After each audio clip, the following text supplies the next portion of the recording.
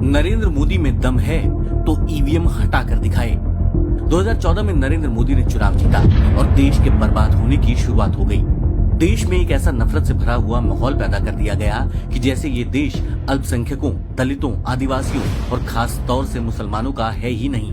भाजपाई अंधभक्तों और नरेंद्र मोदी के पाले हुए भाड़े के टट्टुओं ने मोदी को भगवान साबित करने की घटिया कोशिश की है और माहौल को मोदी के पक्ष में करने के लिए देश के लोकतंत्र को ही दांव पर लगा दिया है। भाजपा लगातार चुनाव जीतती रही और उसके साथ ही ये सवाल गहराता चला गया कि नरेंद्र मोदी और भाजपा लगातार ईवीएम के साथ छेड़छाड़ करके चुनावों को जीत रही है और जहां ईवीएम के साथ छेड़छाड़ मुमकिन नहीं हो पाती, वहां नरेंद्र मोदी लोकतांत्रिक आधार पर चुनी हुई सरकारों को गिराकर सरकार बना लेते हैं।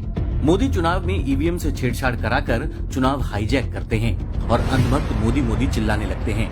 पिछले लोकसभा चुनाव यानी 2019 में ईवीएम की प्रथम स्तरीय जांच में पाया गया था कि ईवीएम मशीनों में गड़बड़ी है, लेकिन मोदी ने इस खबर को ही दबा दिया। FLC यानी प्रथम स्तरीय जांच में ईवीएम की तकनीकी जांच होती है और अगर FLC के दौरान किसी ईवीएम के हिस्सों में खराबी पाई जाती है तो उसे मरम्मत के लिए भारत इलेक्ट्रॉनिक्स लिमिटेड या electronics corporation of India limited को भेज दिया जाता है।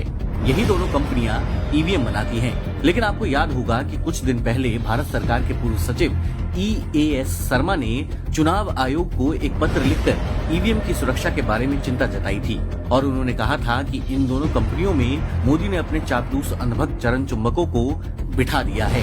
पिछले चुनावों में भी नागालैंड, अरुणाचल प्रदेश, आंध्र प्रदेश, बिहार, कर्नाटक और केरल सहित कई राज्यों के मुख्य निर्वाचन अधिकारियों ने अधिक मशीनों की मांग करते हुए चुनाव आयोग से संपर्क किया था। ऐसी नौबत इसलिए आई थी क्योंकि बड़ी संख्या में ईवीएम खराब पाए जा रहे थे। एक तो ये सब इसलिए हो रहा है क्योंकि मोदी ने चुनाव आयोग के साथ साथ सभी संवैधानिक संस्थाओं को भाजपाइयों और अंधभक्तों का अड्डा बना दिया है, जिसका खामियाजा लोकतंत्र की हत्या के रूप में कीमत को चुकाना पड़ रहा है। और अगर मोदी को अपने मशहूर होने का इतना ही गुमान है तो एक बार ईवीएम के बगैर चुनाव करवा कर देख लें, औकात पता चल जाएगी।